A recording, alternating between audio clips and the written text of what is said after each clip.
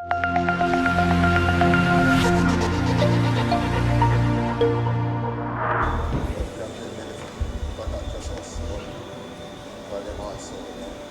it's happening because nobody from the government has come to speak with us to see what is their position on whether to mine or not to mine. Good evening, everyone. So we have to continue the war against no mining. So, a showdown in the Cockpit country, first over what exactly constitutes the Cockpit country and what should be done to protect the area. And there are several sides to this issue. Mining interests who want to explore, but according to them, outside rather, the Cockpit country protected area. The government, which has started a process to determine the boundaries of the Cockpit country protected area and insists that no decision has been made to mine in the area. Farmers and residents, many of whom say they do not believe mining interests or the government and think eventually big business will win out. And environmentalists who say they will stop at nothing to ensure that the area, all of it, is protected. Good evening, my name is Archibald Gordon. I'm your moderator of this town hall being put on by the Public Access Channel in association with the Environmental Foundation of Jamaica.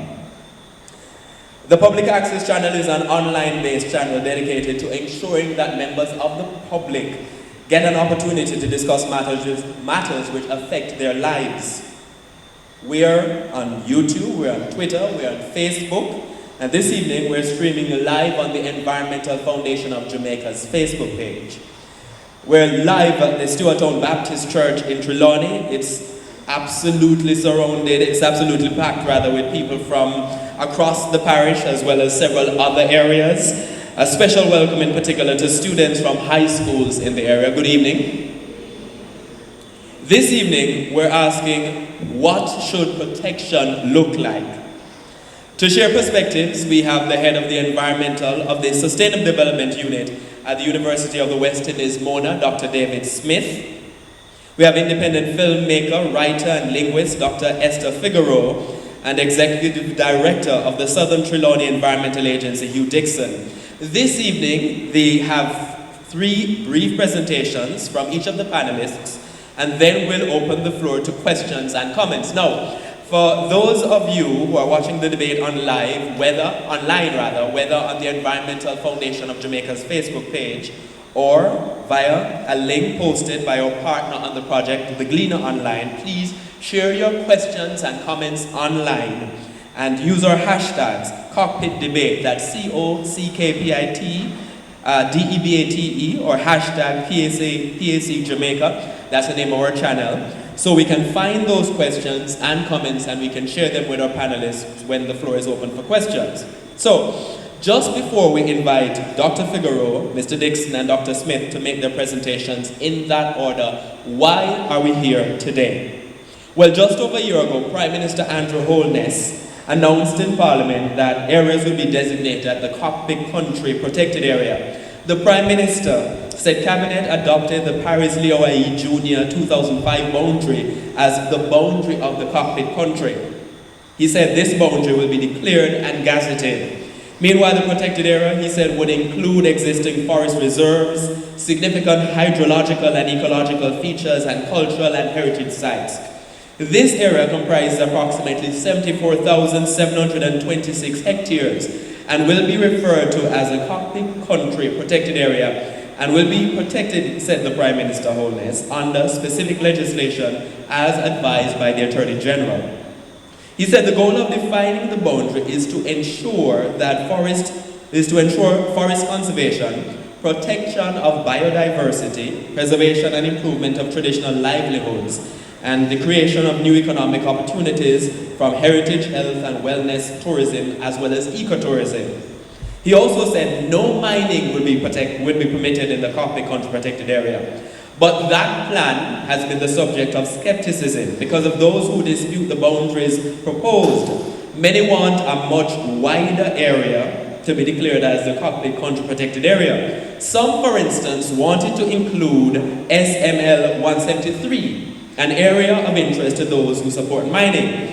Now, the government has undertaken what's called a ground-truthing exercise, basically trying to determine whether the proposed boundary is what exists on the ground. On August 6th this year, the Prime Minister said, quote, "Cabinet also took further steps to ensure that before any mining can be done in areas outside of and close to the Cockpit Country Protected Area, as defined, an environmental impact assessment must be done." He said, "We are very sensitive to the concerns being raised about the Cockpit Country Protected Area, and we are very sensitive to the areas surrounding and in close proximity to the Cockpit Country Protected Area," end quote. Which brings us to where we are today. What should protection look like, and how does one balance all the considerations and satisfy all the stakeholders? I thank you this evening for turning out to discuss this very important issue. Let's start with a perspective from Dr. Esther Figueroa. Now, Dr. Figueroa is an independent filmmaker, writer, and linguist. She has 25 years of expertise in media productions, including documentaries, educational videos, television programming, music videos, multimedia, web content, and feature film. An activist filmmaker, her work focuses on local knowledge, indigenous culture, social injustice, community empowerment, and the environment. Her work gives voice to those outside of mainstream media and aims to counter the dominant values, information, and worldviews portrayed in commercial media. Her work includes Jamaica for Sale, a feature-length documentary about the economic, environmental, and social consequences of unsustainable tourism development in Jamaica. A quick reminder, as she prepares to make her presentation, to share with you that you can share your comments and questions online by using, again, the hashtags Cockpit Debate and PAC Jamaica. Please make her welcome. Thank you very much. Not as tall as you are. Can you fix this? Thank you very much. Before I start my presentation, on behalf of the panel, I would just like to thank very much Public Access Channel and Environmental Foundation of Jamaica for having this very important event, and for the Webb Memorial Church for hosting it, and for Stewart Town. And I want a special greeting to all the students and young people who are here, because really you are the most important people, and this is what affects you the most. What I'm going to talk about is the question that was asked, whether Cockpit Country requires its own legal framework for protection.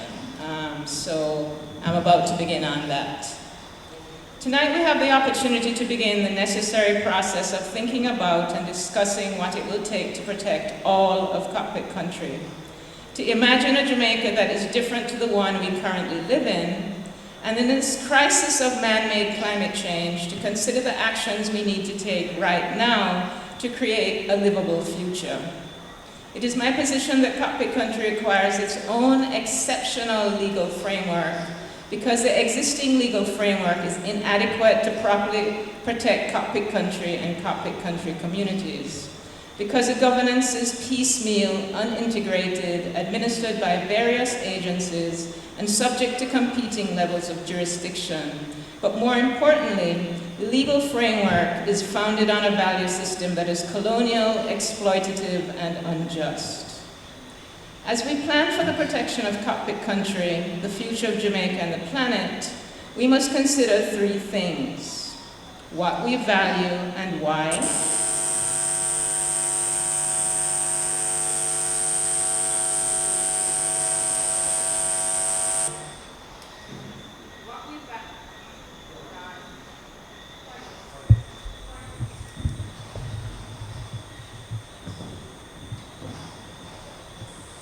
As we plan for the protection of Cockpit Country, the future of Jamaica and the planet, we must consider three things: what we value and why, the place of humans in the totality of life, and the position of the individual in relation to the nation and the rulers of that nation. For example, why is the livelihood of one truck driver hauling bauxite of greater value than the livelihood of a community of farmers?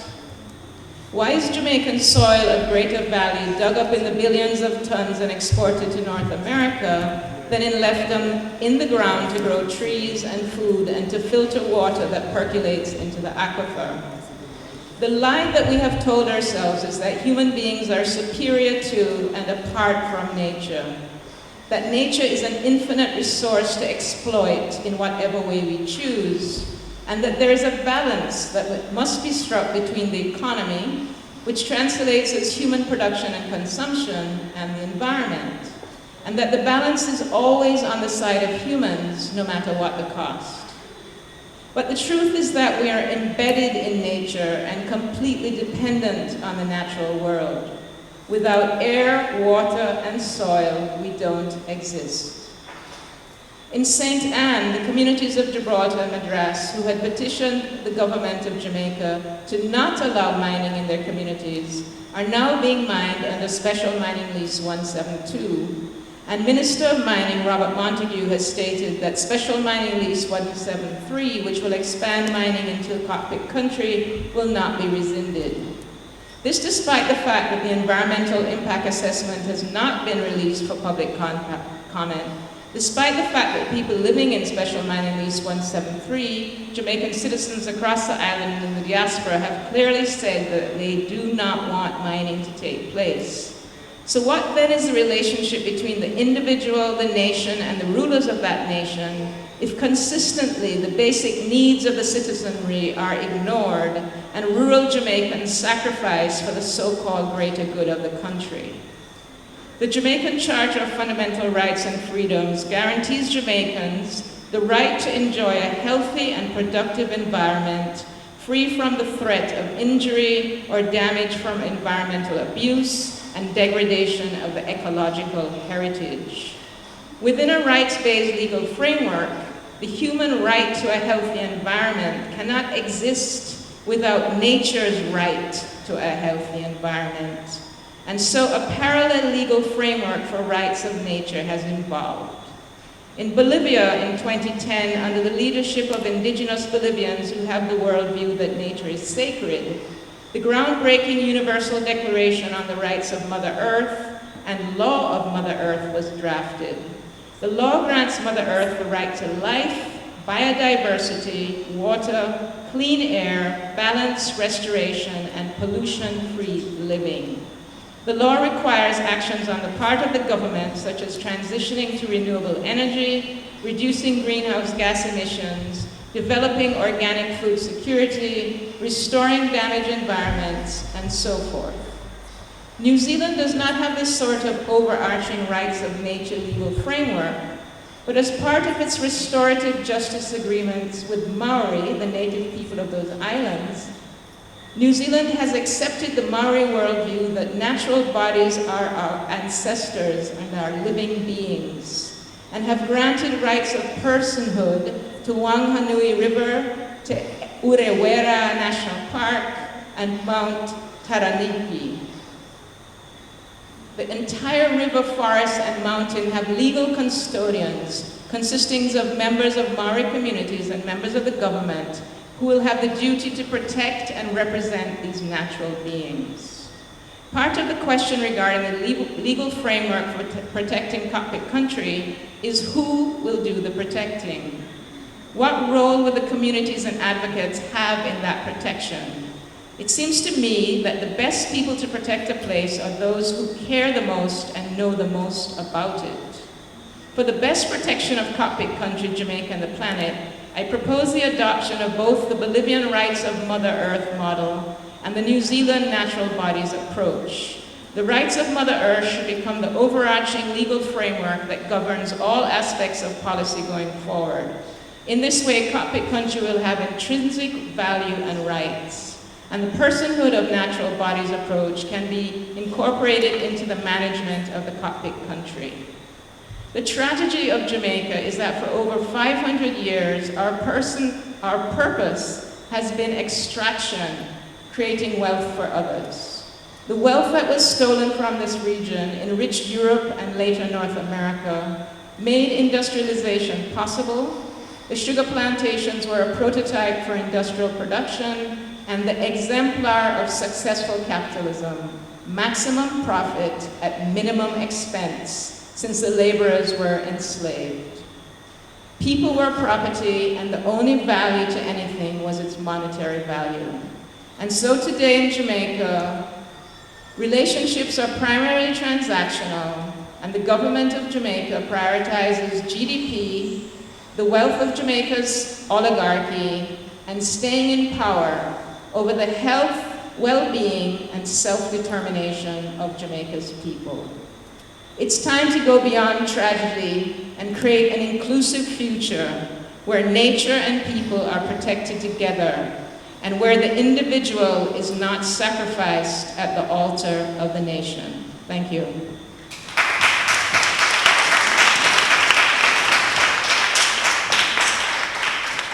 Thank you, Dr. Figueroa. A reminder that you're watching a town hall meeting being hosted by the Public Access Channel in association with the Environmental Foundation of Jamaica. I'm your moderator for the evening, Archibald Gordon. Now, we're live at the Stewartown Baptist Church in Trelawney and ready to hear from our second presenter this evening. His name is Hugh Dixon. Now, Hugh Dixon is the Executive Director of the Southern Trelawney Environmental Association. He's passionate about rural development and sustainable business development. He founded the association as well as its subsidiary, the Cockpit Country Adventure Tours, as well as started and promoted the Trelawney Yam Festival, Jamaica's first agri-tourism and food festival. Mr. Dixon says his objective is to expand job opportunities in rural Jamaica and the Cockpit Country region in particular by creating alternative livelihood opportunities for young people in his buffer zone communities. He's also said he wants to see more people visiting the Cockpit Country to experience its unique landscape and help conserve and support its sustainable development. Please make him welcome.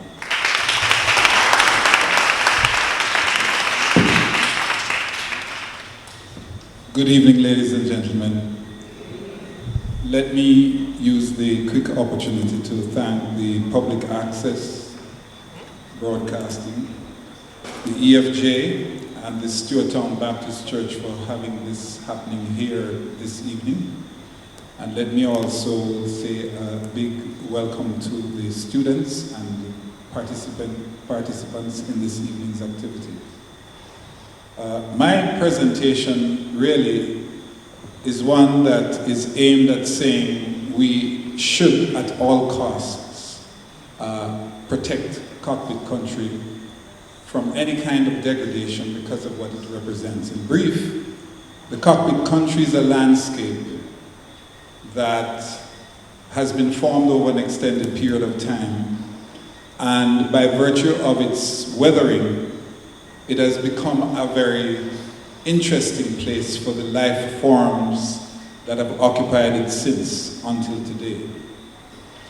Critical among them, yes, is the life form.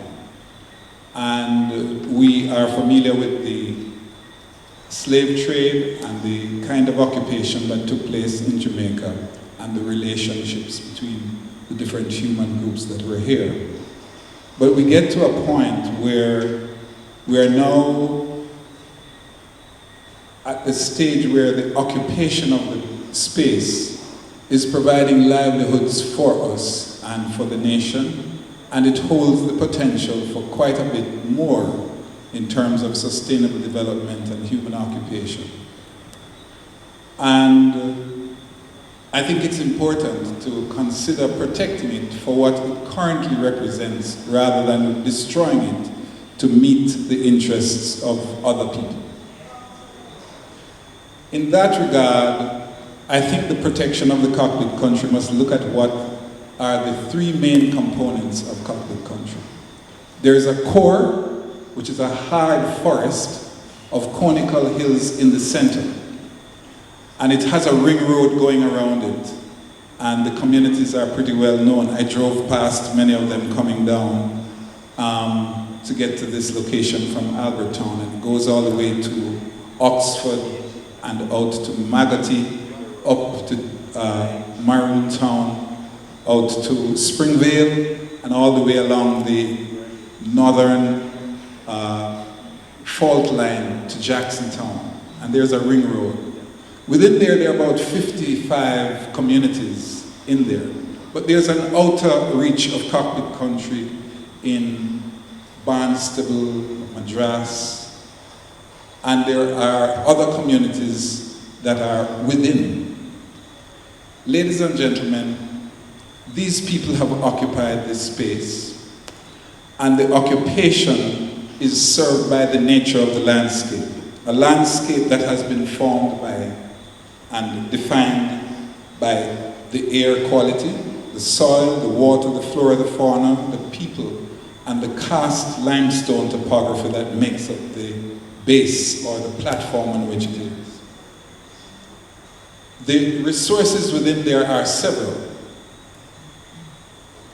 And the one that has the power brokers behind it and want to extract it to the degradation and the disenfranchisement of the rest of us is bauxite. And ultimately, there will be an interest in mining the limestone. And the white limestone of the Cockpit country is the most valuable white limestone in the world. So we are taking an interest in the bauxite at this point, but the further interest will be in the limestone after we've removed the soil. We think that in moving the soil, you also remove the potential livelihoods. You move the existing livelihoods for the communities that operate in those 55 communities, which number about 60,000 people living there. If you imagine it, you can recognize that that means that they will have to be dislocated and find their way of life elsewhere. And I must say it very firmly that this habit of dislocating Jamaicans from their communities has been happening for 60 years since we've been mining bauxite in Jamaica.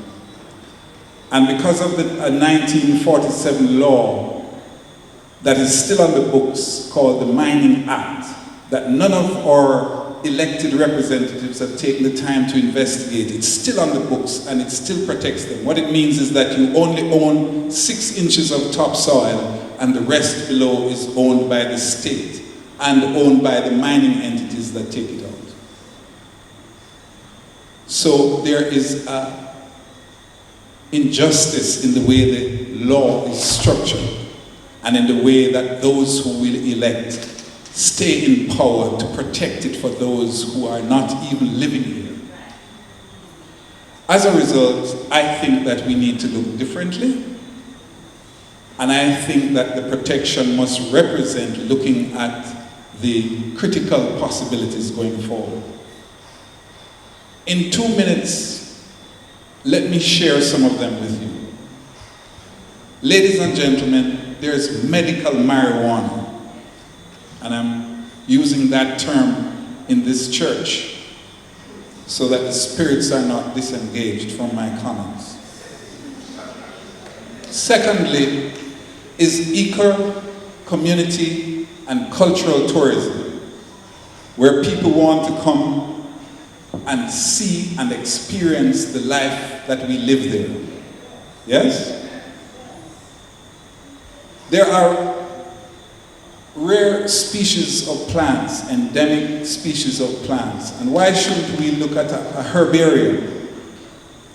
Educational tours, identifying the species, marking them, investigating in their medical and active medical components that creates a pharmaceutical industry for us. Expanding the agricultural production on one of the most fertile soils and upgrading that agriculture to value added so that we get more production out of the same space, but we're creating value added. Using the existing housing stock in those 55 communities with 55,000 roughly people, rather than building hotels in the mangroves, use our spare rooms with Airbnb to host people in these communities at no additional cost. There's an amazing maroon heritage Because along this cockpit country, the Maroons fought against the British successfully and won their freedom that we experience today. And there are many people who would love to come and experience their lifestyle, share with them, stay in their communities and understand that struggle that has brought us to where we are. And as I wind up, my brothers and sisters, I suggest we protect the cockpit country to preserve its water, its heritage, and by so doing, protect it in a way that we have three phases. The core, which is protected from any activity. The transition zone, which is where we live, the 55,000 people and have to survive, that we protect it differently so we can have economic engagement in that area. And we have a buffer on the outside, regulated to prevent mining and any destructive activity from coming within. And if we can get that, we can have prosperity moving forward into the future for the generations to come. And I ask you to consider it and give it thought and suggest it to our leaders as we move forward. Thank you very much.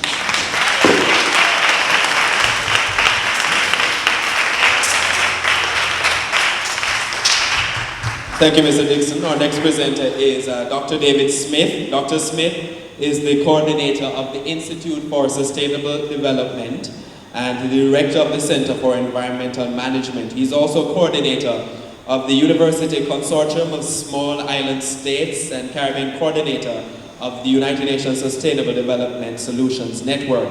Dr. Smith has many years of experience in academia, civil society, the private sector, and the United Nations, focusing on sustainable development, biodiversity conservation, climate change, and disaster risk reduction. He initiated Jamaica's first Debt for Nature swap and played a key role in establishing the Jamaica's National Parks Trust Fund and the Environmental Foundation of Jamaica, and they are major sponsors today. Please make Dr. Smith welcome.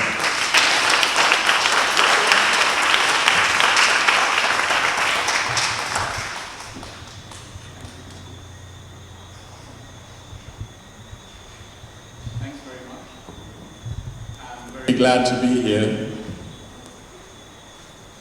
In 2015, Jamaica and the rest of the countries in the world in New York agreed that they were going to try to eliminate poverty in the world, and they all agreed to pursue something called the Sustainable Development Goals. And they said that in 15 years from 2015, they would be eliminating poverty around the world and making sure that people had access to food and education, and that men and women would be equal and boys and girls would have equal opportunities and so on and so forth. One of the things that's very important about that kind of development is that you can't just go and pursue economic growth and then fix the environment later. And this has been said at a recent report that was tabled at the United Nations in September. Many countries have done that. Jamaica can't afford to, because we're a small island and we only have a few resources. Two of those resources, the Cockpit country and the Blue Mountains, are so important that they are part of a worldwide study which said these are the 200 most important places in the world for plants. Cockpit country and Blue Mountains was on that list of 200. Which means that if you guys are protecting the Cockpit country, you have a very important responsibility, not just to protect it for your own livelihoods, but also for the rest of the world. Because there are plenty of things found in the Cockpit country that are not found anywhere else on the planet. I want to talk, though, and I want us to imagine the water. Why? Because despite anything, scientists haven't figured out a substitute for water. And I know all of you can relate to water in one way or another. But because of the way we tend to relate to natural resources, I think that maybe, even though we recognize that people in this church are on the front line of protecting and managing the water in the Cockpit country, maybe you sometimes feel that you're the only people who are there on on the front line and the only people who are interested in the water from the cockpit country. So I just want you to remind yourselves that pretty much every hotel in Montego Bay gets its water either from Great River or Montego River. That comes out of the cockpit country. The hotels that are in Falmouth, the rafting on the Martha Brae, that water comes from the cockpit country. The hydroelectric plant that the JPSCO runs from Rio Bueno's water comes from where? Okay, so what does that mean? That means that JPSCO is your ally. JPSCO has a very strong interest in making sure that the water resources from the cockpit country continue to flow and continue to flow in the way that they have flowed for many, many years, so they can sell electricity to their clients. And those people who use the electricity also have an interest in making sure that the water continues to flow. You may also want to remind Appleton, and I'm sure they're fully aware, that the water that comes out of the Black River comes from the cockpit country. The people who run YS Falls, the fishermen who fish at the bottom end of Black River, who fish all the way up and catch shrimp in middle quarters and sell, that water comes from cockpit country. So cockpit country is not just, even though you guys are extremely important, not just about those of you who are farming here and managing here and living here and have been living here for many years. You have an awful lot of other people worldwide who are interested in the animals and plants here, but also throughout Western Jamaica, whose livelihoods depend on the resources and the landscape which you manage and protect. So if you are concerned about the water, remember that they are concerned too and should be your allies. They have an interest in the water as well.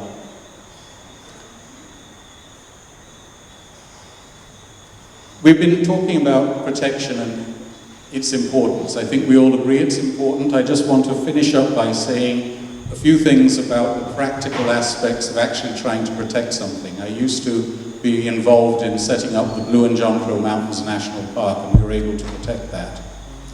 Laws in this country are very, very complex.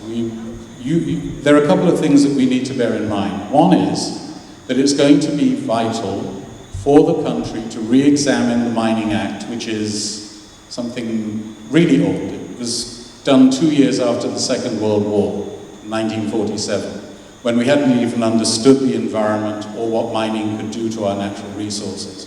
It's in desperate need of being brought into the 21st century.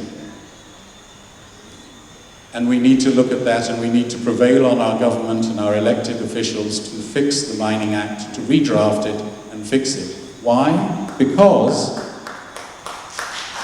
according to our mining minister, right now, almost every square inch of Jamaica is under a prospecting license for some kind of mineral. Every square inch. The law is written in such a way that it says that there are some places which you cannot mine unless the Commissioner of Mines allows you to. So in reality, there is nowhere in Jamaica where you cannot mine if the Commissioner of Mines allows you to.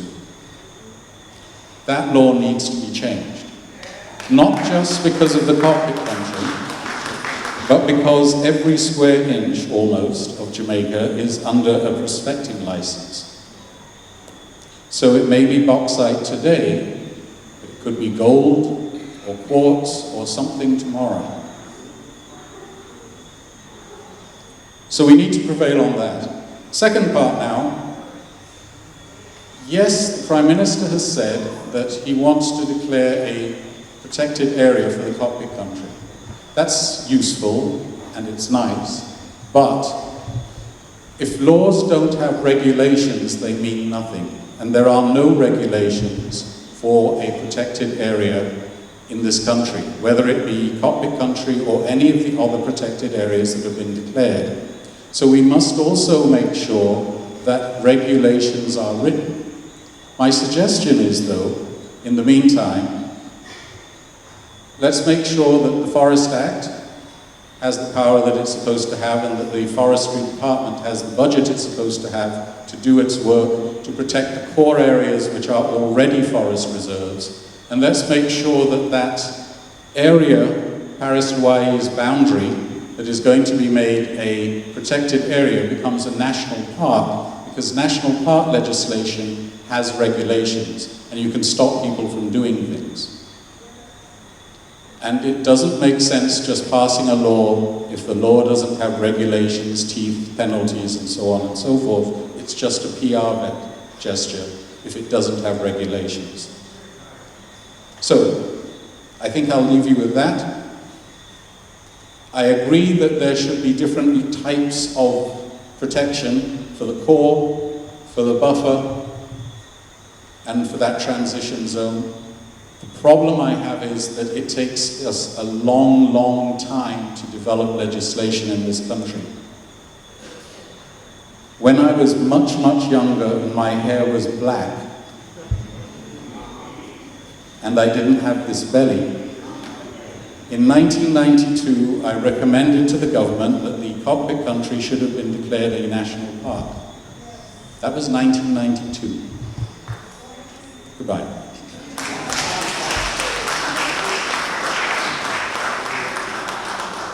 So we are now opening the floor to questions, to comments. There is a microphone there to the, what is it? This is my left? Yes, good, that's my left. It's to the right of the audience, if you're approaching it from this direction.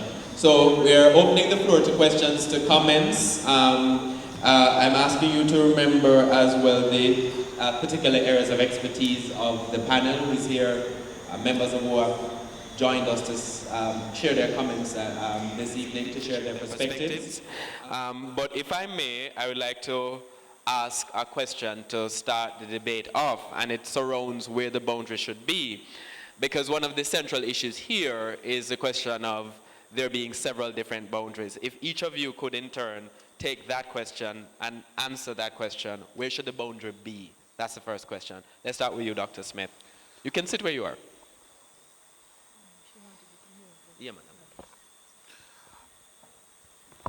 I think there's maybe a little more focus on the boundaries than we need to be careful with that. Two things. One is that there are things outside the boundaries that will also need to be protected. So we should be wary of trying to make the boundary incorporate everything that we would like to protect. So for example, let's take, I don't know, Rio Bueno, for example. What is important if we are going to think about mining in Rio Bueno is not whether it's part of the Cockpit country or not. It's what damage are you going to do to the Rio Bueno by mining there? And can we stack that up against the benefits and what's going on there already? So, back to your original question, boundaries. We have one good boundary which I think might protect the most important things, which is the boundary where they're going to put a protected area, but as I've said, probably better to put a national park because it will have regulations that can do stuff. Not perfect, but we move on. We then need to look at the rest of what is valuable. Where are people living? That's important, and there need to be ways of regulating and managing the natural resources where people already are. That's a completely different kind of setup from what you would do in the core area. And so that may have quite different kinds of boundaries. Similarly, this idea of a buffer zone to be able to make sure that there's still breathing space for the people who live in the transition zone, that's important as well. But I don't know for sure, and my colleagues might disagree with me, that this precise nature of where those boundaries are is as important as the kind of management that takes place inside those zones. And I'm very concerned that we might feel that once we set a boundary, that the problem is solved, and it's not. I'm seeing someone on the floor, but if we could just have one more comment and then come to the floor first. Yes, okay. I think there is benefit in considering the cockpit country stakeholders boundary and also bearing in mind a buffer, a transition zone, and a core. That would be the widest boundary, the cockpit country The stakeholders cockpit country boundary. stakeholders boundary. And my idea of protection is you look at the things you want to keep out of happening there, and you look at the kinds of inclusions that you can have in the different areas of cockpit country. So for example, I would say loudly, no mining in cockpit country stakeholders boundary.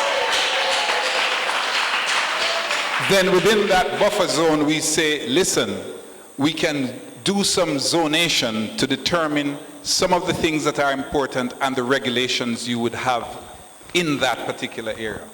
When you come into the transition zone, you're looking at sustainability. You're looking at human existence, human welfare, livelihood. What are the things you're going to do to ensure that our agriculture, our producers of agriculture, or tourism is conducted in a sustainable way so you don't have carbon footprints that will interfere with associated industry or anything that would affect emissions. And then in the core, you're saying, listen, this is the center, the rugged interior. We don't want too much trafficking in here. We may allow some research to be done so we can better understand the nature of the watershed and the landscape. But for the most part, we are keeping human activity out of there. So you regulate from the out in, and you keep out what you don't want at all because it's destructive, and you work progressively up, and you get that legislated in the Parliament of Jamaica, protected by our independent elected representatives there, so that they get busy doing some work for a change rather than just hitting the bench every day like that. Dr. Figueroa, let's just take the question from the floor first and then come back to you on that issue. Panel, the audience here, my name is Graham McDonough, commonly known as Hannibal Red on Facebook. Mr. Dixon, you and I had a conversation before. But seeing that we have students in the room here and a lot of people my age and above, our problem is not being focused on enough. We have 6 inches of dirt and every square inch of Jamaica is under a mining act. We are not a liberated people. We have a quota farm that's been in existence since 1662, right? It has changed several times along the way, but all that had been included to it in 1962 is out of many, one people. We have a colonial system that embraces a Westminster form of governance by 2 political parties that were given a constitution by the Privy Council. Our so-called heroes, that is what they brought back to the island. Constitution given to us by that entrenched various different offices and positions in there where the only thing that is not in the Constitution is the rights of the people. We don't have no voice in Parliament. So for us to continuously be, like sycophants, asking them to do what we know they should have been doing. And as you well stated, since the Mining Act, we've been moving around for 60 years. Our solution is only one thing. There has been the 2 political parties that will not change the system. I, for one, I speak total liberation. As far as I'm concerned, the whole of Jamaica is cockpit country. That's as far as I am concerned, right? So if we want to protect anything, we need to protect the whole island. And we cannot be just going after one little area, one little section, while the Parliament is going to tell us that we have no say-so. And I think it's full time now that we, the people, truly try to really build upon a 3rd political party to remove them out of Parliament, right? And that's the only way we're going to do it. That is the only way we are going to be able to see any future. For these students right here, every year we have children coming out of our high school, 40,000 of them. We don't have any factories. Where are they going to work? We turn the nation into a nation of consumers, right? Everything coming out of a container right there. So John, Tom, and Mary, everybody up on the street sell chin goods. And that is what them turn us right into back, the same, they call bandage, same way. And it is not acceptable to me and my future, right? I am 58 years old. I left this country twice. And I left the second time to really learn what needs to be done.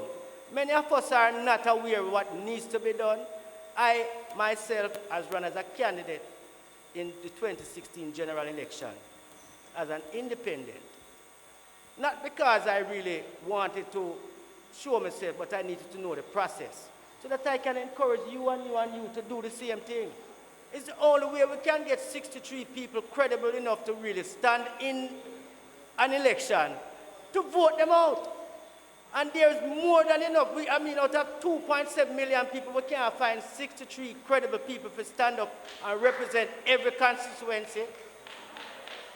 You have the United Independence Congress that has just been registered. And from my perspective, Joseph Patterson supports the things that I support. And any party that will support the liberation of this island from out of the colonial system, I will support it. And it's incumbent that all of us, that we should support that party too. It's the only way we are going to become our own decision makers. It's the only way we are going to take our future into our own hands.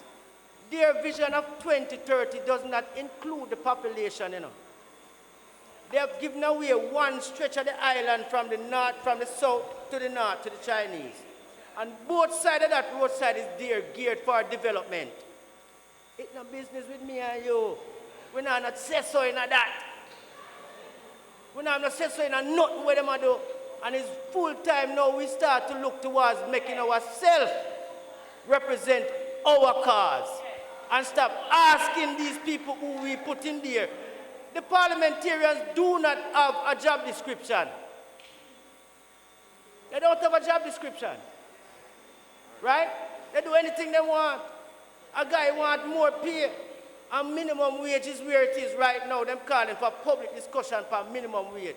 And your boss say you get 300,000, you get gifts, you get all kind of things. And you say you want more pay because you want to and give people money. We want jobs, we want work, we want development. We don't want a politician to come and give you nothing. And then if you stop, take it from them. You understand me?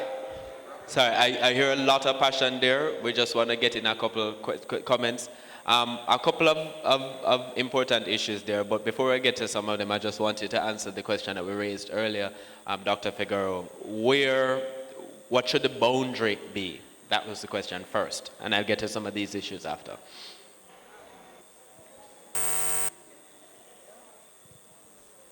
One.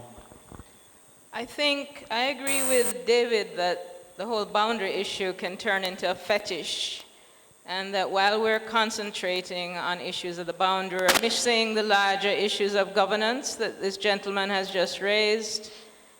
And in terms of protecting, it's about not just Cockpit country, it's about all of Jamaica. It's about the relationship, as I said before, between the individual, the nation, and the rulers of the nation, and the laws that have to do with that. In terms of protecting Cockpit country, we have to understand actually we talk about the core and the buffer zone and the et cetera, but actually Cockpit country is extremely specific and extremely intricate.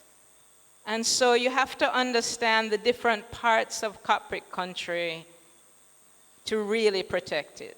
And so I think we get caught up in these discussions of boundaries when in fact we need to understand the interconnectivity of the systems. We need to really understand what is there and how to protect it, community by community, place by place. So I think that the focus on the boundaries is really not the issue at all.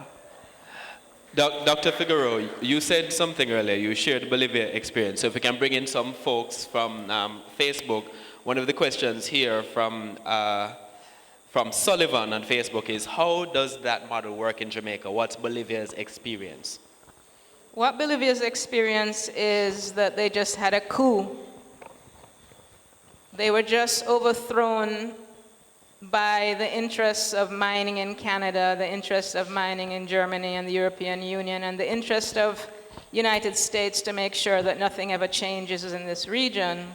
But before the coup, they did manage to actually have the involvement of people who had never been who had been part of the genocide and the conquest of the entire Americas, which is the indigenous people had never had a position in government or a say, and they were able to change the ideology behind it, which is what we need to do. You cannot just simply talk about protection or laws without actually changing the thinking, the feeling, the understanding behind it. So in Bolivia, they were able to actually do things like stop the privatization of water. They were able to improve the living standards of up to 40% or more of the population. They were able to do many, many things while protecting in many ways the environment. It was not total protected because they were continuing to do extractive industries, but it was a system that we need to look at and discuss because it goes beyond simple notions of this law or that law, but has a completely different worldview of our place in the cosmos. We're going to get to a second question from the floor, but two quick comments from folks online. Stacey Borgas saying, the Cockpit country is the heart of Jamaica. If we remove our heart, we will slowly die. And Jackie Bin saying, burn up the law. To you, sir, on the floor. All right. Greetings, audience, and Dr. Smith, Dr. Figueroa. I want to see your movie. Greetings, and Mr. Dixon. I take another view on this, a little different. We are still working on emancipation. I don't think we had finished emancipation. And what I understand about that is that the people who were brought here were left on the land. There were no provisions to take them off the land, so they had to be here. So it's a term, family land. So the people who were left here, I think in part of emancipation, the Baptist church was very central in having emancipation done.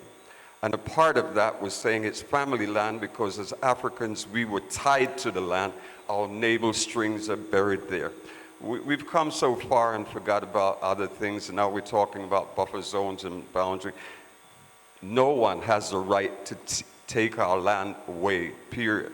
So maybe we should really look at what the original intent of the Baptist church wanted, or the original intent of emancipation.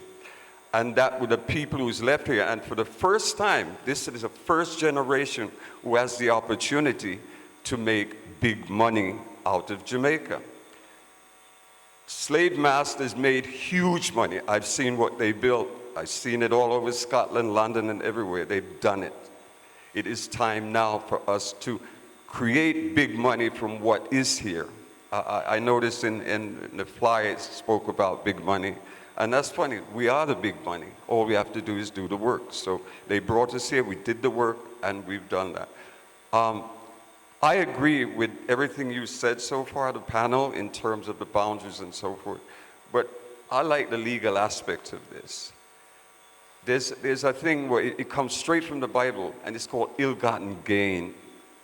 And that means you're not allowed to sell something which you've stolen. Maybe we should look at the original law, what brought us here in the first place. I'll sit down, and maybe I'll ask another question later. A question from Jones. Thank you, sir. A question from Jones on Facebook to Dr. Smith. He says, parks cost money. How will you fund it? Yes, they cost money. they've been funded in different ways. The Blue Mountain Park does a lot of work with the communities around it. They are able to get grants from different places. Some aspects of what they do has to do just with recreation and tourism, and that's funded by people paying user fees. So if you're going to climb to Blue Mountain Peak and you want to stay at the cottages halfway up in Penline Castle, and you want to be able to get water and so on and so forth, there's a fee you pay. That fee helps to pay the salaries of the rangers, it helps to maintain the cabins, it helps to maintain the trail and so on. So yes, everything costs money. What we need to do is make sure that we are being able to capture that, and we can capture it in different ways. We can find ways of not just the direct users, but also people who are using water, for example, are the hotels that make a lot of money from tourism in Montego Bay paying to protect the source of the water that they use? Is the JPS paying to protect the source of the water it uses? Are we doing what we call, or what economists call, paying for ecosystem services? Water is an ecosystem service, somebody has to pay for it. There's no point in people protecting and having to maybe earn less than you might otherwise if other people are getting the profit from that and you are not. So there is a project right now for the Yalis and Hope rivers, which is looking at charging the people who use the water that comes from those rivers, taking that money, putting it into a fund that puts trees back on the hillside and works with the farmers in the area of the watershed to make sure that there are sustainable agricultural practices. That's the sort of thing that we need to see. Hugh Dixon, that same question to you. The business of a park is okay. I think there are enough models globally to look at as examples. But I think one of the things that we don't do enough is do critical local thinking. That's where we vision what we want as a people and see how we adopt what there is out there locally. It calls for a level of vision, it calls for some amount of brainstorming. But one of the things that is important is that there are a lot of resources here in place already. And if we do low-cost analysis, we will find that we have a lot that can be converted to get sustainable development, rather than thinking we have to go borrow or go and beg from outside, and the dictates as to how you structure your park or your development is determined outside. And I think that's where I want to impress, certainly on this gathering, our students, that we need to break ranks with some of the colonial past by thinking creatively now and looking at what we want with this landscape, what we want with the externalities that are affecting us, and on that basis, we can craft something that is driven, guided by external models, but created and is indigenously ours. And that's pretty simple, I think, and we are practicing some here already. So in terms of just seeing money as this thing that is a stumbling block, it's not necessarily the start point of our analysis and our visioning process to get it in place. Question on the floor. Yes, good evening, everybody. We have been talking about lots of things to do with the Cockpit country. The argument about the conservation of Cockpit country, why it is so critical now, is because of the threat, the imminent threat of bauxite mining, which everybody who lives here understands how destructive this industry is. So, you know, we're talking about all the wonderful things that the Cockpit country represents and how going forward, you know, we should be protecting it. But a lot of things come down to money. You know, we think about the big economic argument that our own government is making to say that mining should be allowed and it is so important for the economy. But what we have never done is to actually look at the economic benefits of preserving the cockpit country and all the things, all the values.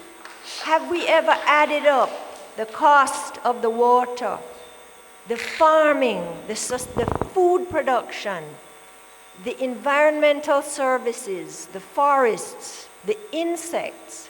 And I want to just focus a little bit on the other economic alternative that hasn't much been mentioned tonight, and that is tourism.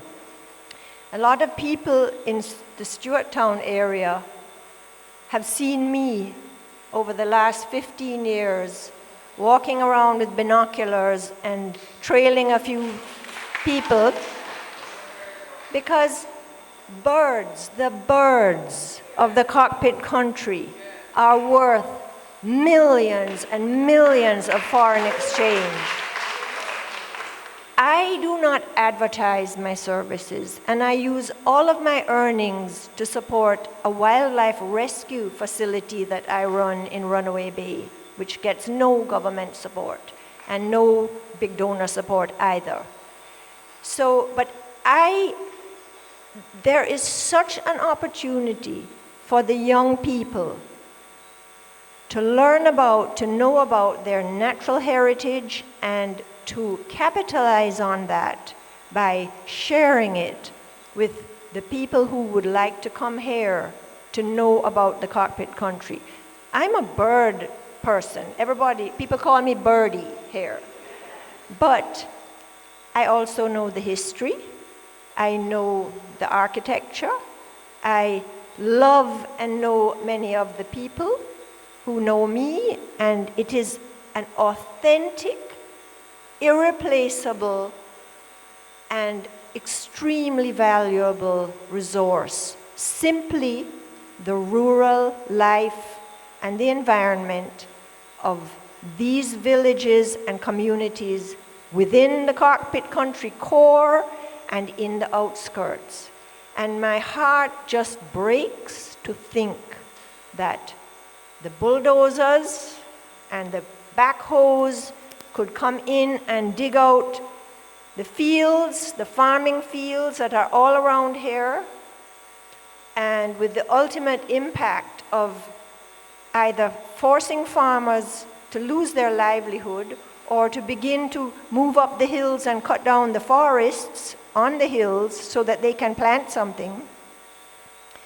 So the issue of protecting the cockpit country has to do with governance, with our environmental quality, with the culture and heritage of this area, and with the economic opportunities that preserving and protecting the authentic way of life for Jamaica will offer in terms of tourism and sustainable production, food production. Those are the two big things for me, because if we don't have sustainable food production and we don't have the forests and the water, what is Jamaica? I mean, what is being sold as tourism for Jamaica? It could happen anywhere in any other place, but this is the real Jamaica. This is one of the reasons we need to protect the cockpit country. I hear a lot of support for those comments, but in particular for farmers. I'm not hearing from farmers, members of the community, students. Remember, there's a microphone here. Please share your comments. Please come up and let us know what you think and ask questions as well. Somebody on the floor. Okay, I'm Tamara Case, and I wanted to ask government. I recognize that the government has pulled out monies in the name of cockpit country, not the cockpit country protected area. And if there are monies to be had, I heard Mr. Dixon saying, well, you don't want to maybe be going cap in hand. But since we have given so much to the world, and they are giving back money in the name of climate change, because I saw where the Prime Minister has been going around the world basically in the name of climate change, and he being the poster child for climate change. I don't know why, but if there are monies to be had, and as I said, the government has pulled down those monies, how can we pull down more of those monies and boot the bauxite out of it and use those monies in the right way in Cockpit country? Is there a way to pull down those monies from the rest of the world? That's what I want to know. There's a Green Climate Fund, and that has come out of, and I think David could add some more to it.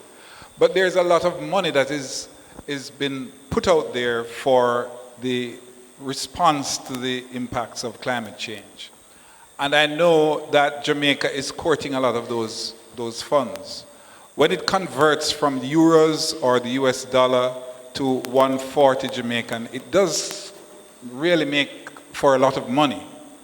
I think there are two things in responding to your question. One is we need to become more organized as groups in our respective communities, maybe in our schools, so that we can begin the critical thinking as to where is it we want to go, so you can projectize that vision and as a result access some of those funds that will be able to allow you to have more control of the process going forward in implementing what we want to see. I think also it is critical to have a specific expertise in monitoring what you do, because these entities that are making funds available are going to be looking if you are in fact delivering on what you say. And that maybe is where I have my greatest concern about the state, because we are not as a people allowed to see where their funding received goes. We don't even see very much of where our tax dollar goes, and therefore it is critical for us to begin a process of copiously looking at those who represent to ensure that their stewardship affects those development possibilities going into the future. Dr. Smith? Yeah, you're quite right. Guyana was able to get money from Norway and other countries to protect its rainforest because it's of value to the world. There is no theoretical reason why Jamaica cannot do that for the Cockpit country. It will boil down partly to organization, partly to be able to write the documents and so on and so forth, and come up with good ideas that make sense. But we already have a good case. As I said before, it's one of the 200 most important sites in the world for plant biological diversity. As I'm sure many of you know, there are plants and animals found in the Cockpit country that you can't find anywhere else in the world, not even in other parts of Jamaica. So yes, it's possible, and yes, it should be done. And we should be working with non-government organizations, with academic places, the University of the West Indies and other universities, and government to get that money and bring it to Jamaica, because there are plenty of other people in the rest of the world doing very similar things there. Not all of them have what we have, but we need to do the work. Yeah. Dr. Smith, someone's asking you to explain the debt swap a little bit more, and would this be an option here? It's possible. The debt swap that we did was back in the 90s when I had the black hair and less tummy. And what we did was, because Jamaica had a lot of money that it owed commercial banks around the world and was not able to pay it off as well as it should have been able to, what that meant was that there was a market for Jamaican debt. In other words, we owed people money but we weren't paying, but other people with more money would buy that debt and we'd owe them the debt instead. The way that worked was that you could then say, well, instead of you paying us the money that you owe, put that money into protecting nature, and we will count that against the debts that you owe. And so money was donated, and we were able to buy Jamaican debt and convert that so Jamaica no longer owed that money. And what happened was that money was used to pay the salaries of the rangers who worked in the Blue and John Crow Mountains National Park, the rangers who worked in the Montego Bay Marine Park. Also, that's how the Environmental Foundation of Jamaica was set up. This was money that the Jamaican government owed the American government. And what the American government said was, out of the money you owe us, we'll forgive some of the debt, but the rest of it, instead of paying us, put that money into a fund, and that money should be used to protect the environment, to look at the welfare of children, and they had about 12 different things that had to do with environmental issues that they said the money must go to. And so that's how the Environmental Foundation of Jamaica was set up, with about maybe $20 million in the beginning, and then other swaps that took place later on. And that's why they're able to sponsor this particular event, and also why over the last 20-odd years, they've been able to give money to non-government organizations to do important work in protecting the environment of Jamaica. Question on the floor. Good evening. My name is Leon Jackson. To the panelists, I think you're preaching to the converted, except for Prime Minister Andrew Holness and the Minister Montague. The Prime Minister says no mining, but it's a trick way of destroying what we have, because he, well, not in person, but he has had a different boundary drawn from the original. And when he says no mining, that boundary is the one that he has drawn. Now, we know that it is done to protect interest of something else or somebody else. I want you to tell me, where do you go from here when we hear the minister says this 173 lease will not be revoked? Because you're telling us what most of us hear, but we have a few steps more to go. How can we convince Minister Montague? Because I don't believe that when he said it is not going to be reviewed, he believes it, but he's in a position where he has to please his masters. I think you're quite right. I won't agree with absolutely everything you said, but I agree with most of what you said. But there's a key thing that is missing here. When the Minister of Mining says that mining contributes 2.8% of GDP in whatever year it was that it did that, it's a bit like if you ran a shop and you sold $500 worth of goods, and at the end of the week you said you had $500. Well, if you run a shop, you realize that that's not true, because you sold for $500, but you still have to pay for the stock that you sold. So the money you made is not $500, it's $500 minus the cost of the goods that you sold. So what the minister is saying is that if we ignore the actual external costs of mining, then yes, it earns 2.8% of GDP. But you can't run a business that way, and you can't run a country that way either. So it's like Wendy said, we have to count the costs and the benefits. Yes, there is a benefit or a gross profit of 2.8% of GDP, but we haven't counted the costs yet, so we don't know how much money mining has actually earned for the country. And one of the problems is that unless we actually get some good quality economists to look at it, we're always going to be thinking that we're earning all this money, when in actual fact, that shopkeeper who made $500 could have spent $490 buying the stock that they sold, in which case they'd have earned how much? $10. So yes, we have earned 2.8% of GDP, but how much did it cost to do that? And if we are going to mine a new area, what will it cost? For the people who, for example, already use the water to run a hydro station or a tourism attraction on the Rio Bueno, or who provide the water from that river to the public water supply, would the miner be prepared to put down a bond that says, I guarantee that my mining is a good operation, but just in case I make a mistake, here is the cost of all those things, and I've put the money down, so just in case something goes wrong, those millions and millions and millions and millions of dollars will come out of my pocket and go to compensate all the people who I have wronged. Mining doesn't do that at the moment because mining operates under a law that was put in place 2 years after World War II. How many people here remember World War II? How many people here were alive during World War II? Right.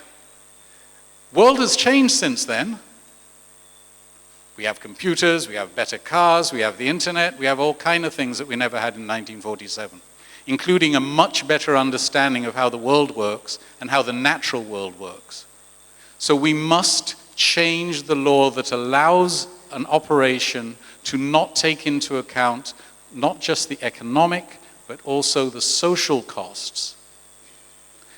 Bear in mind that the law allows for mining anywhere, and almost every inch of Jamaica, according to the minister, is under a prospecting license. So yes, we need to count the cost and the benefit, do the maths, and then afterwards see whether or not mining is still that good. Maybe it is, but maybe it isn't. And my suspicion is, since we've never counted the real cost, we really need to look at mining in a slightly different or completely different way from the way we've looked at it so far. Yes, it's produced great benefits, but we also need to, now we understand, and particularly in the case of Cockpit country, we must make sure we have the benefits stacked up against the costs. There's a question on the floor, but we'll get to that question. You see, the thing is, Dr. Smith, on the face of it though, a lot of people are employed in the sector. So how do you counter that kind of criticism from people who say, yeah, I get the concerns, but at the same time, there are people in actual jobs? Of course there are. That's why we need the actual evidence. You say a lot of people are employed. Let's write down exactly how many people are employed and what kind of jobs. Let's write down how many people stand to lose, exactly how much, how many farmers, and how much produce gets lost. We need to do a proper accounting. You wouldn't give somebody money if you were a bank. If somebody walks in and says, I'd like to borrow some money, a lot of it, and I think I can do a lot of good with it. Nobody would lend anybody that money. You have to have the numbers, you have to have the evidence. We cannot develop this country without evidence. And right now, we do not have the evidence that mining is doing a great job or a bad job. We must collect that evidence. Hugh Dixon, you wanted to come in on this. I just want to add quickly to that, because we are lauding gross domestic product as a index of development. It's gross. So if you're always getting that figure, you're not looking at the net effect, the net costs. Yes? And in bauxite, the way the laws of the bauxite mining or the leases are determined, you actually begin or should have to pay out the costs maybe 3 years after you have dug it out. So when you get the gross figures, the costs come way down the line, like rehabilitation and getting back the sites to the condition that they're supposed to be at. To begin with, you can't get them back there. But there are some other things that are critical to us and have affected our Jamaican population, or health. Yes? The number of respiratory illnesses that our people have has not been accounted. It is to be accounted against bauxite. The amount of crime in pockets of Jamaica because people have no employment because the soil is removed and their opportunity is no longer there has to be computed against bauxite. But let me leave you quickly with this, particularly the students. Start to think of a term in economics called the opportunity cost. That is, if you looked at all the things that I mentioned that are possibilities going forward, that would be economic possibilities for us. And the fact that all of them are killed once you take out the soil out of the ground, then you start to begin to see the destructive nature of the industry. And it is critical to look at that, because you may be lauding and applauding the GDP. And if it's just 2%, my dear brothers and sisters, it's not contributing very much to begin with. And when you look at the opportunity cost that is lost, you then begin to see the real figures showing up for you. So it's just complementing what David just mentioned, and I think it's a point of reference for all of us to take this conversation going forward. Question on the floor. Oh, quick comment and a question. In addition to what has been said, the actual growth that was mentioned by the government was actually not bauxite, it was alumina. It was because Alpart, for a little over a year, was back online. Alpart is now closed. And we need to realize the vulnerable and volatile nature of the industry. So you cannot bank. All the things that David said, all the things that Hugh said are absolutely correct. But digging up billions of tons of Jamaican soil and sending it away is insane and suicidal. And what was actually GDP, there have been many, many studies that show that GDP is not the thing to be looking at, that we need to develop other indices and other measurements. But beyond that, the fact is that it was alumina production because Alpart came online and Alpart is now closed. Question on the floor. Good evening, everyone. First and foremost, I want to ask this question to Mr. Prime Minister. We invited him, he couldn't make it. Okay. I have been hearing about boundary, our boundaries. From the day I was born, I know that the Lord created the earth. And I don't think he created any boundaries. So I want to ask the question to Mr. Prime Minister, where do he comes up with, the government and whole, where do they come with boundaries? Where these boundaries come from? That's what I would love to know. I want to know where these boundaries come from. Next. I grew up as a little girl, become a big woman now. I am from the heart of the Cockpit country in Alps, Little Alps. And growing up, we didn't have much. But our parents, in their poor state, they used the soil as our provisions. Yeah? When our parents could not get so much to plant, they have a place they call Old Yam Bush. My father always, when he don't have enough to plant, he could go to the Old Yam Bush, and they're still doing it now. Go to the old yam bush and he dug all of those old yams out of the hills and bring them home.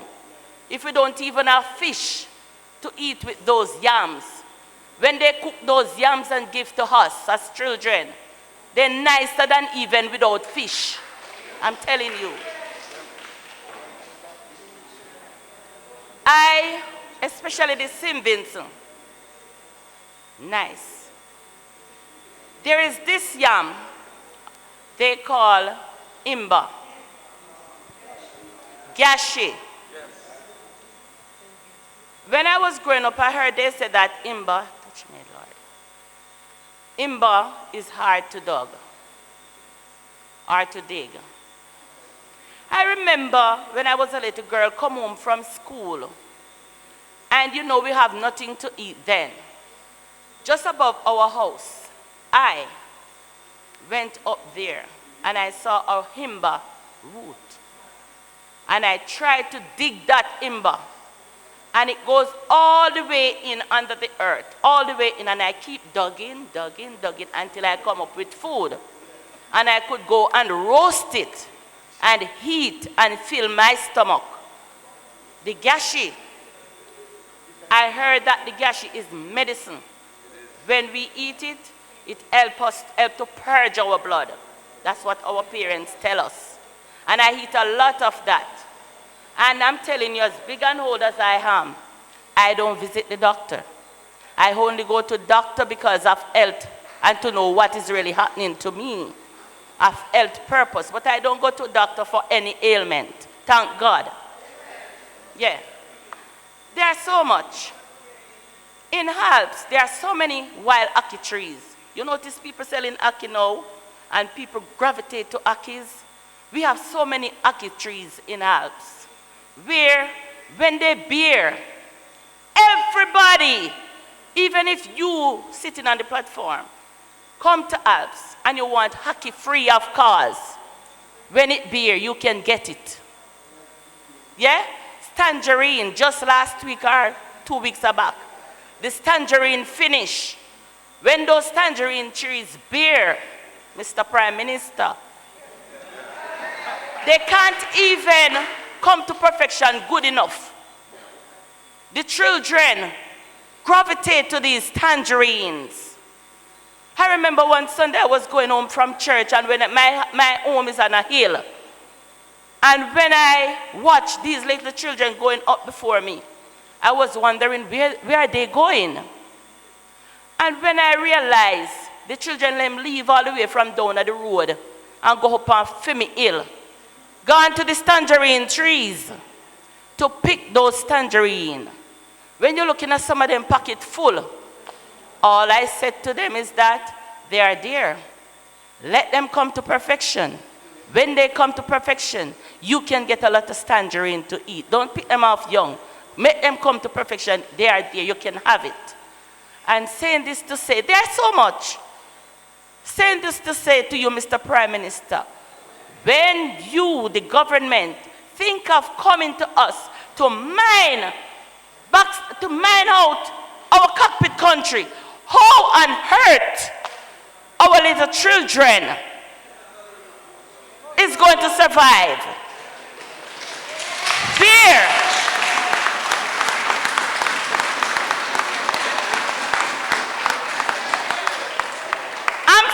I'm really, really full and disturbed.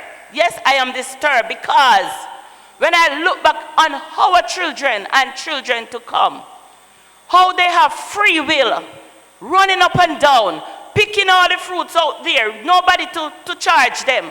Them pick free, them eat free. When you come with the tragedy, come to mine out our cockpit country and mine out Jamaica, finish away with Jamaica, how are we going to survive? I would like to know. It is piercing me. And guess what? Tonight, I want to say no to Naranda. Naranda, go back where you come from and leave our cockpit country. Leave the little part. What we have left after you mine out everywhere. Jamaica, land we love. Jamaica is a peaceful place. Yes, especially in the Alps. Peaceful. You can't let your door open. If you give me the time to preach, me will preach because I love my country. Me love Jamaica. And everybody depending on Jamaica, the entire world. Depending on Jamaica. The tourists love Jamaica. They get the beautiful sunshine. The beautiful sunshine when they come here, they lay down and tan.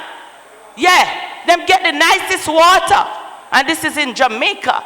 Look here, Mr. Prime Minister. You grieving us.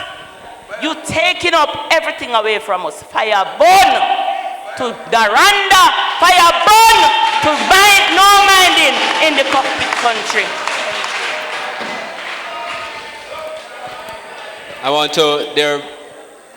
I think this is as good a point as any to point out that we invited representatives from the Office of the Prime Minister. The Prime Minister was not able to attend. We also asked for him to send a suitable replacement. There was not one provided. And we also invited representatives from the Mines and Geology unit as well. But several points made there, Hugh Dixon. But as the person who founded the Yam Festival in particular, I want to center the issue there on the future of yam farmers. If some of the things that we're talking about were to come to fruition, what would the consequences be for yam farmers in particular in a parish known for, yam? Well, Archibald and audience, you just heard Ms. Campbell speak very eloquently. The places that she spoke about where yams grow is in cast limestone topography terminology called bottomlands. That's where the hills of the Cockpit surround flat areas that we both live and farm on. Bottomlands. For the bauxite interests, those bottomlands are called ore bodies. So the objective is to build haul roads to get access to those bottomlands, or what they call ore bodies, and dig them out. Essentially, all of what Ms. Campbell just spoke about as resources there that are free and those that are commercial, that people go and plant and survive, and the livelihood. And if you look in that corridor of human standard of living is dependent on that. So it's a competing interest. Additionally, and critically additionally, is that if you think of the future, the growing population, and the need to expand our productivity, Special Mining Lease Area 173 represents that increase in agricultural production for Trelawney and St. Anne and Jamaica. So the moment they go in there, and Noranda has the tendency to propagandize that they only want 15% of the landscape. They can only take out 15% of the landscape because the other is hillocks, limestone hillocks on which forest broadleaf trees grow on. So where they are interested in is the productive soil with the biodiversity, with the rare and endemic species, with the tangerine trees, and having the fertile topsoil on top of the ore body that the government and its partner Noranda wants to take out and ship to Louisiana to make aluminium and send it around the world as an export and leave us disenfranchised. It is as simple and as straightforward as that. And however many people there are employed in bauxite, particularly here in Noranda, they are protecting something for themselves and their foreign interests that will disenfranchise some 15,000 people who currently live and have historical connections with that space because their monuments are there, their grave sites are there, all of the trails that link Madras to Ulster Spring and Sawyers to Gibraltar are in there. And what they are intending to do is dig that out. A space for 2 more questions from the floor before we wrap, before we get closing comments and wrap. Good evening, everyone. I should say I'm very happy for this opportunity to be in such a forum to participate.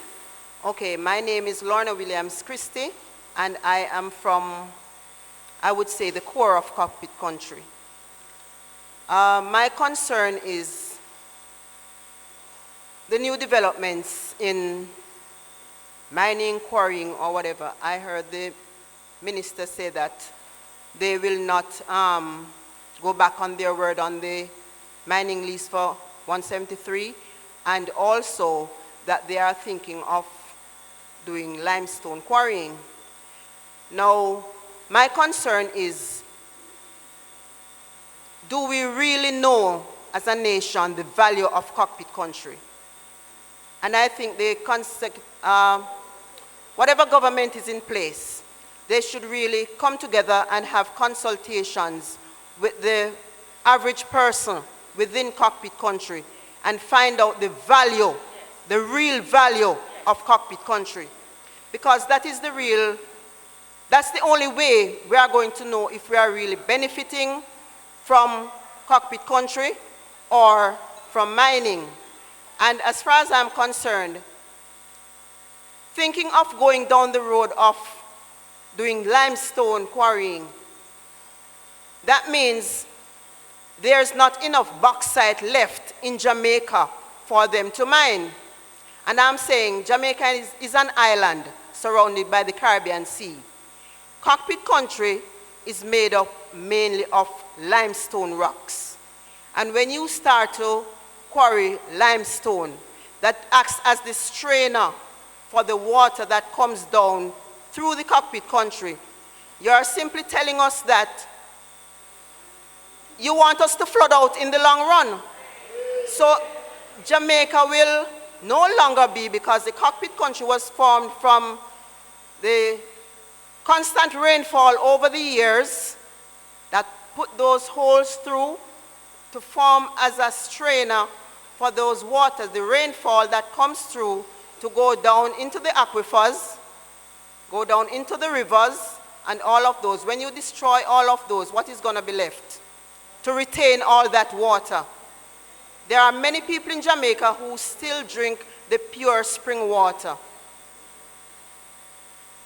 And I don't really see the value as a nation from the bauxite mining. How many persons really benefit? The people in Cockpit country don't really benefit. We benefit from all of that food that is being generated from that rich soil that they have not destroyed yet. Now Jamaica can sustain itself with food. We export food. We get income from that, from all of those revenues.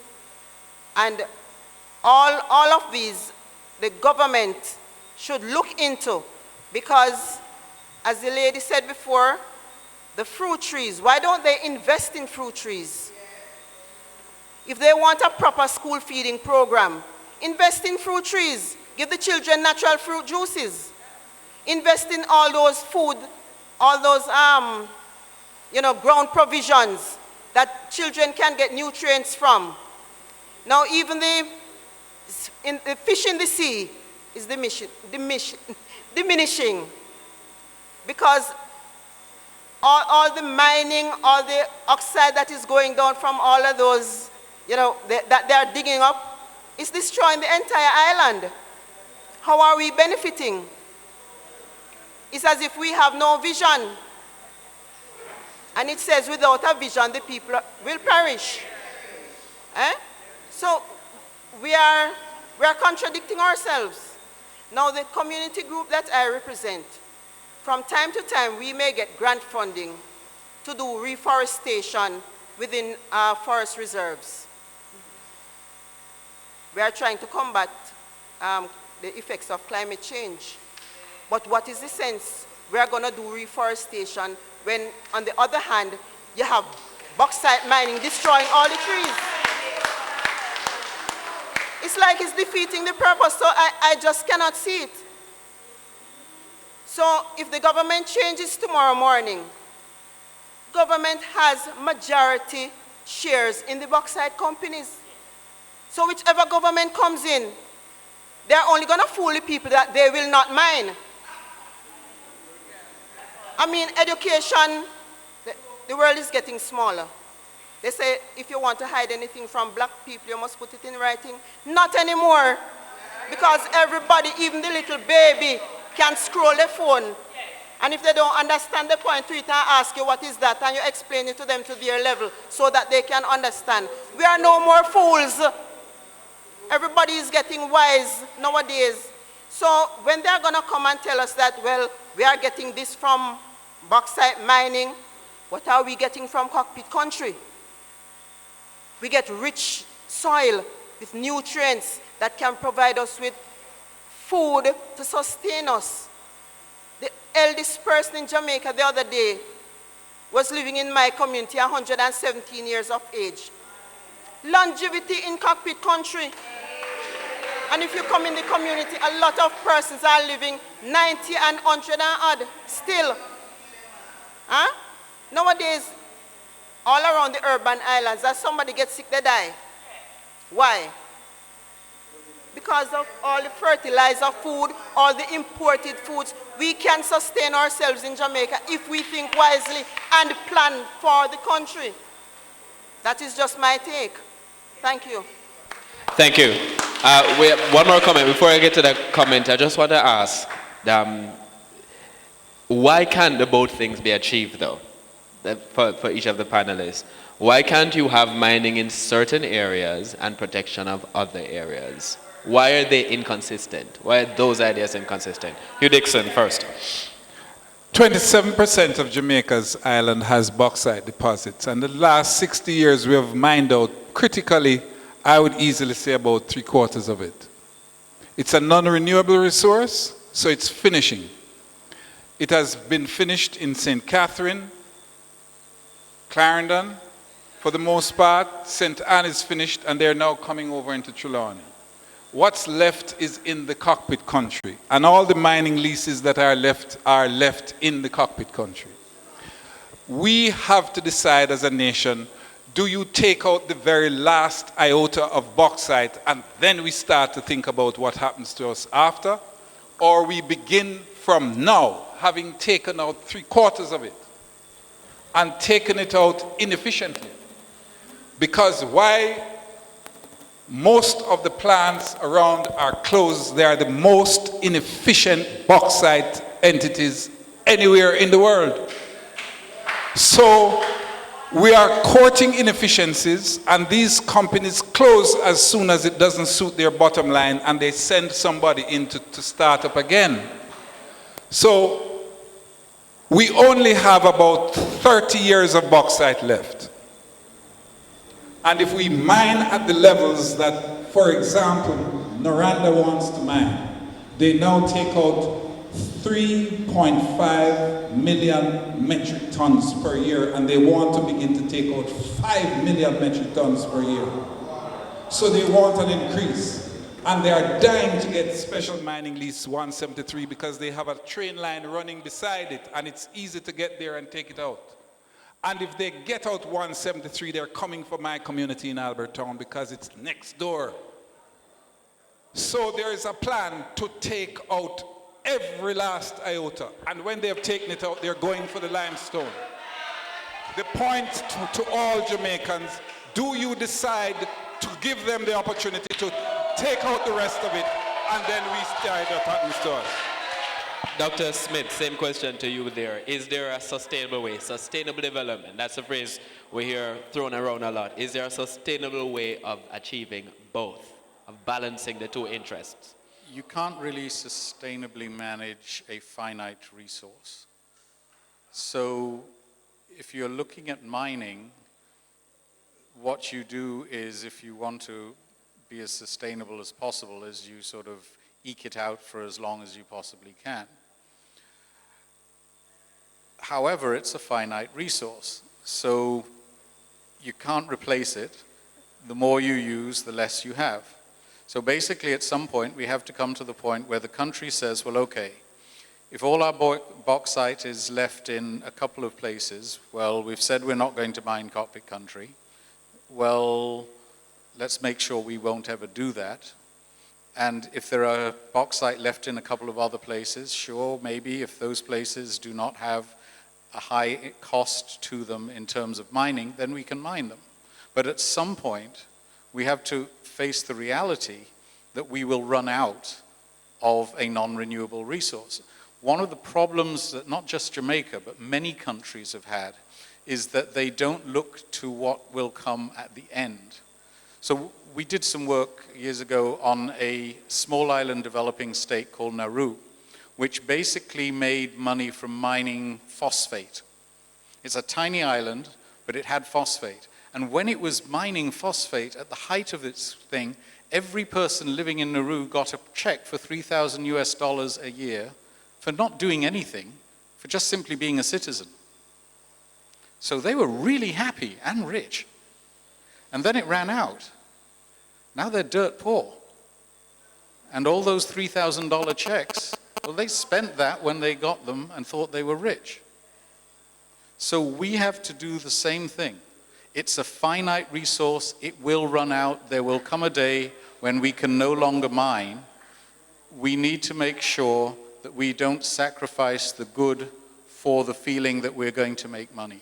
So we need to come to a rational, evidence-based, this is how long it will last and this is what we will do afterwards.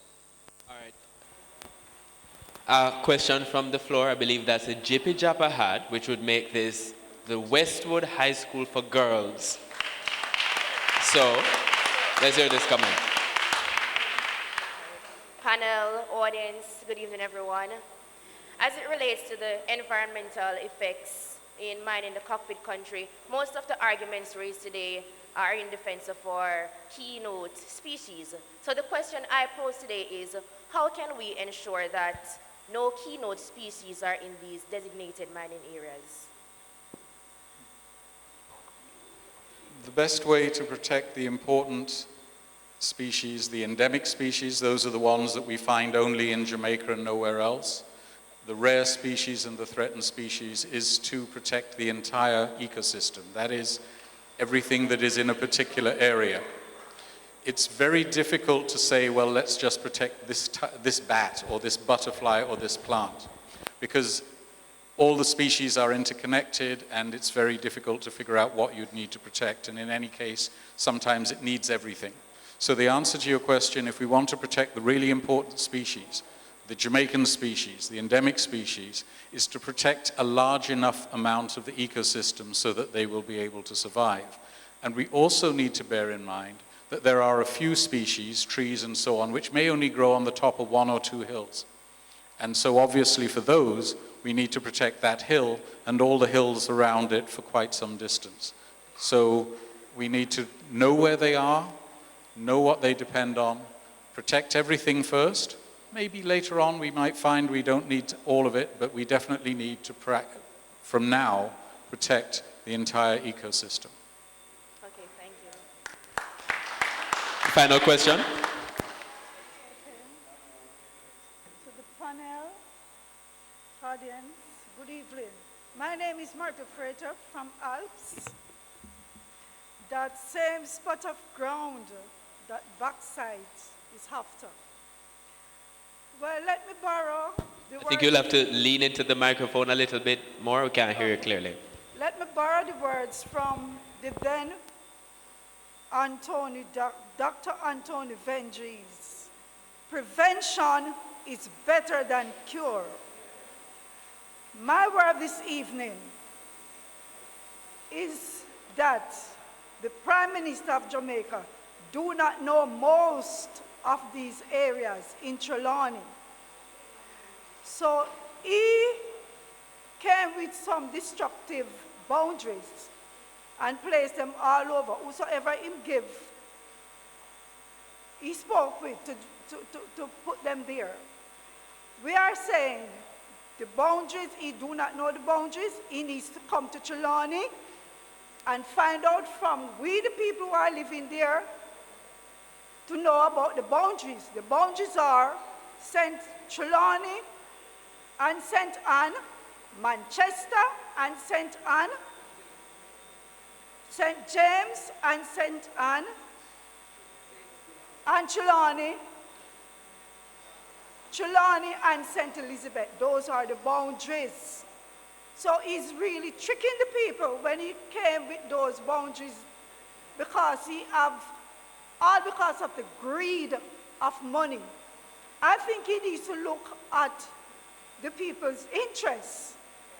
First, our livelihood, as the bygone speakers have spoken about our livelihood.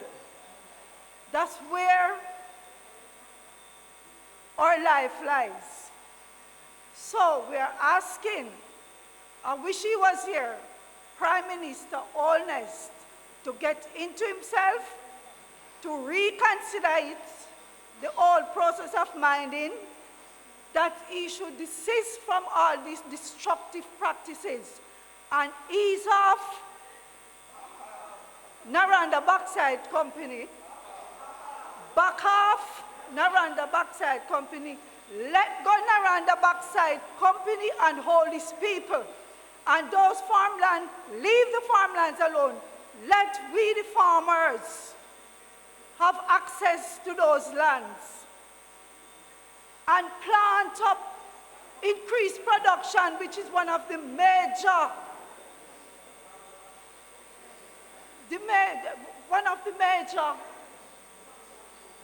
production in any countries.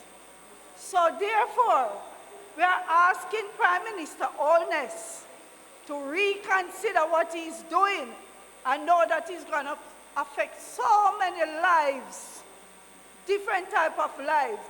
I watched talk show, and they are saying that it was this doctor, and they are saying that the water, when bauxite mine, anywhere they went and they mine it, eventually where the flushes off the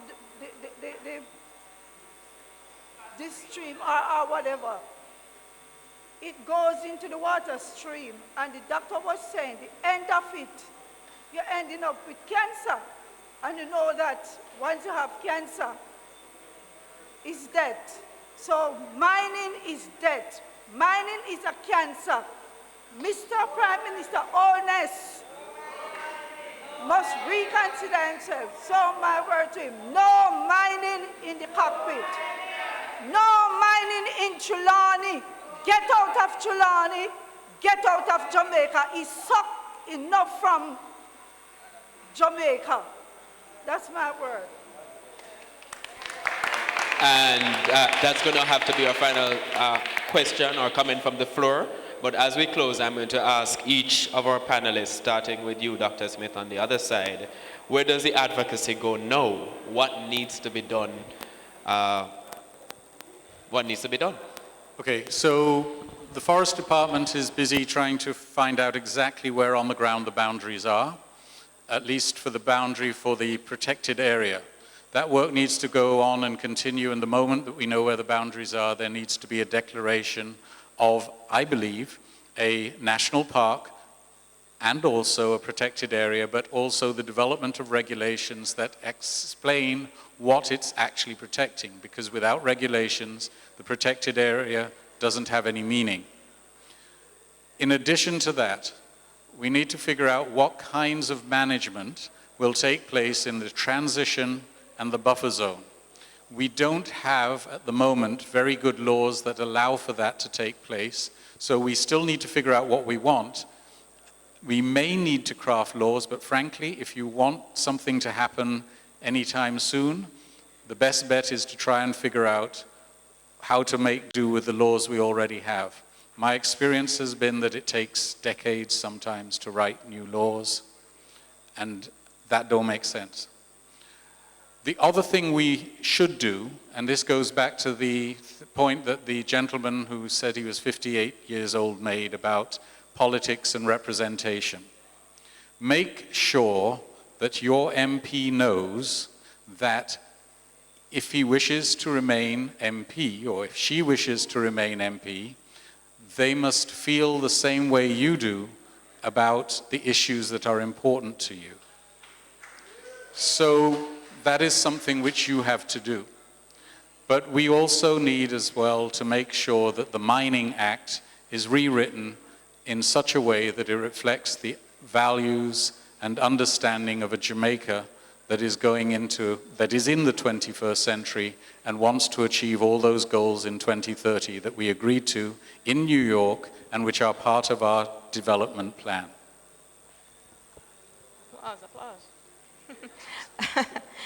Yes, I agree with David that the first part of the legislative framework problem is the Mining Act, and the Mining Act needs to go, because no matter what you do in a democratic process, such as the people of Cockpit Country and the people of St. Anne and other places have tried to do, the Mining Act has trumped that, because you don't own your property in reality, because the Crown, in this case the government, owns the minerals, and you only need to be given 2 weeks' notice, and they can come on your land and mine whether you want them to or not. So that is a huge issue. He has pointed out that the legislation changes take decades in this country. So we need to put pressure on politicians and let them know that we will not continue to be divided by tribalism and blind patronage and other irrational behaviors, but that they have to take a stand, and that stand is not just no mining in Cockpit Country, but no mining in Jamaica. It is time for an exit plan. It is time to give no new mining leases, no new prospecting leases. It is time for imaginary for the future, which is not based on ecocide and genocide and has no future for the children who are here right now. It's time for new solutions, but in the immediacy, it's time to not let Special Mining Lease 173 happen. Everyone needs to do whatever it takes to not let that happen. And the question is, since people have been asking Mr. Prime Minister, will you bring out the soldiers? Will you bring out the police to kill your own people when we stand there and demand no mining?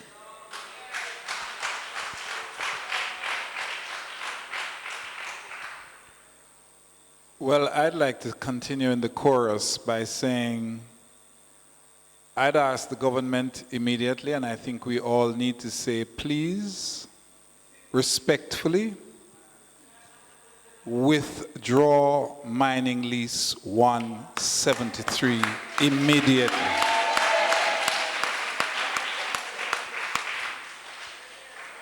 Two is, let us draw on the best minds in the communities, at the university, in the private sector, in Jamaica, to put together an economic plan that speaks to sustainable use of the resources across the island, and in particular in the resources available in the Cockpit Country. And make that be the part of the exit strategy from mining bauxite, which is a non-renewable resource and is going to leave this country in shambles when it is finished. Lastly, I'd like to say, as part of the chorus,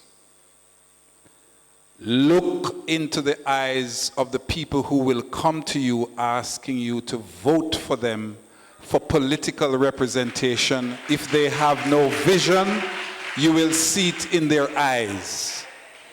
If they don't have it, challenge them about what is the development plan for this generation and the generations to come that will ensure that the resilience of this nation and its people remain intact and provide prosperity going forward. That is a duty of all of us listening here, all of these students who are looking to the future with your exams, you must call to book those who lead. Start with your school and those who lead the school, and go forward into the community and to the representational politics and to the top man, the Prime Minister. Don't look too much at the color, whether it's orange or green. It's the purpose that they serve. Thank you very much. Ladies and gentlemen, a round of applause for our panelists this evening. Dr. David Smith from the Sustainable Development Unit at the University of the West Indies Mona campus, filmmaker, writer, and linguist Dr. Esther Figueroa, and the Executive Director of the Southern Trelawney Environmental Agency, Hugh Dixon. A round of applause for them again, please. Remember that the conversation continues online. Use our hashtag Cockpit Debate, PAC Jamaica, and get in your comments and your questions. We're on Twitter, we're on Facebook, we're on Instagram, and of course, we're on YouTube. And of course, as well, please share your comments, your questions with the Environmental Foundation of Jamaica, the EFJ. Today's town hall would not have been possible without the support of the Environmental Foundation of Jamaica. Round of applause for them as well. And thank most of all of you for showing up this evening, for making all of this possible. Good evening, I'm Archibald Gordon. Thank you for joining us.